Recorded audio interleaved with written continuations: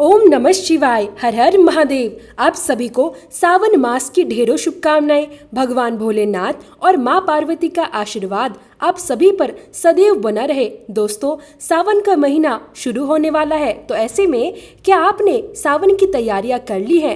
क्या आपने हरी चूड़ियाँ, हरी साड़ियाँ और हरी बिंदी खरीद ली है? लेकिन क्या आपको पता है कि अगर इन्हें गलत दिन और गलत समय पर पहन लिया जाए तो इसका शुभ फल नहीं मिल पाता। बहुत सी सुहागन माता और बहनें हर साल सावन के महीने में यही एक छोटी सी गलती कर बैठती है।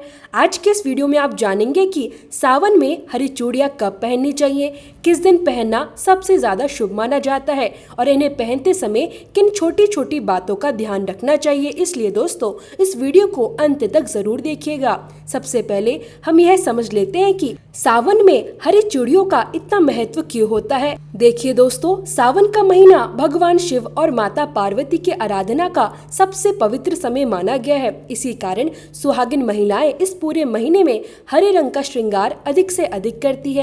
हरी चूड़ियाँ, हरी बिंदी, हरियाली, सुख समृद्धि, दाम्पत्य जीवन में प्रेम और मंगल का प्रतीक मानी जाती है। मान्यता है कि माता पार्वती को हरा रंग अत्यंत प्रिय है, इसलिए सावन में हरी चूड़ियाँ धारण करना बहुत ही शुभ माना जाता है। दोस्तों, अब सबसे महत्वपूर्ण बात की सावन में हरी चूड़ियाँ कब पहननी चाहिए। तो देखिए दोस्तों, सावन के महीने में हरी चूड़ियाँ पहनने का सबसे शुभ समय सावन का पहला सोमवार या फिर सावन का पहला शुक्रवार माना जाता है। अब चलिए बात कर लेते हैं कि हरी चूड़ियाँ कैसे पहननी चाहिए। तो देखिए, सावन के इस पवित्र महीने में सुबह भगवान भोलेनाथ और माता पार्वती की पूजा करने के बाद ही हरी चूड़ियाँ पहनना अत्यंत शुभ माना जाता है। सबसे पहले आप अच्छे से तैयार हो जाइए, अपना श्रृंगार करिए, उसके बाद भगवान भोलेनाथ और माता पार्वती की विधि विधान से पूजा कीजिए।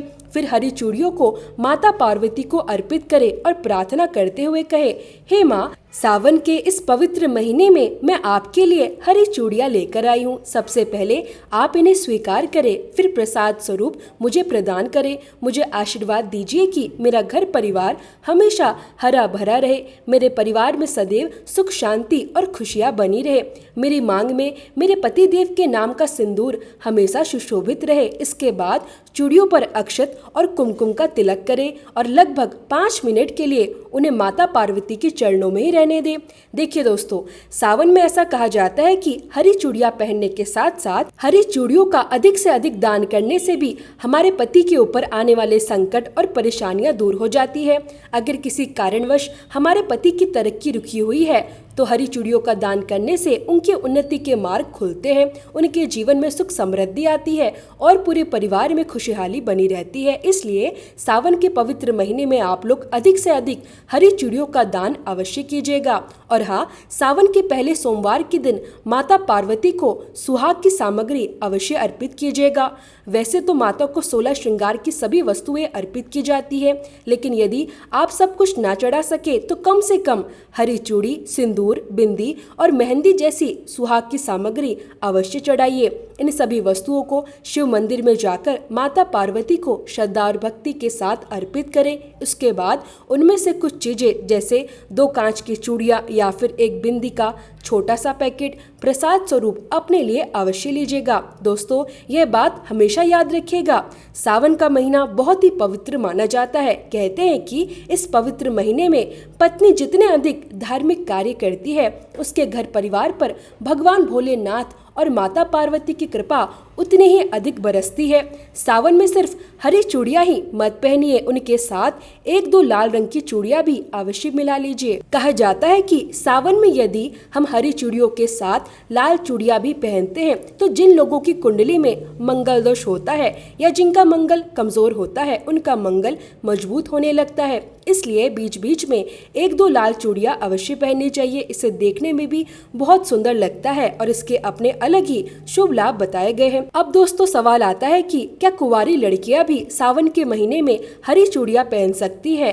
तो ध्यान से सुनिए, सावन के इस पवित्र महीने में सोमवार के दिन सबसे पहले भगवान महादेव की श्रद्धा पूर्वक पूजा कीजिए। उसके बाद माता पार्वती की पूजा अवश्य कीजिए। फिर माता पार्वती को सुहाग सामग्री अर्पित करें और अपने मन में जो भी कामनाएं हैं उन्हें सच्चे मन से माता को अवश्य बताइए। दोस्तों, कहा जाता है कि सावन के पवित्र महीने में जो कुंवारी कुंवारी लड़कियां माता पार्वती को सुहाग सामग्री अर्पित करती हैं।